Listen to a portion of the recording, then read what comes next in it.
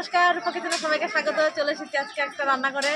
আজকে আমার নিজের রান্নাঘরে নয়, আজকে বাবার বাড়িতে এসেছি, ভাইয়ের ছেলের অন্নপ্রাশন। তো এখানে রান্না করছি। তো ভালো লাগলে অবশ্যই একটা কমেন্ট করবেন, লাইক শেয়ার করতে ভুলবেন না। তো আপনারা দেখতে থাকুন, আমরা এবার রান্নাটা করি, তারপর খাওয়া দাওয়া করবো। আপনারা পাশে থাকবেন।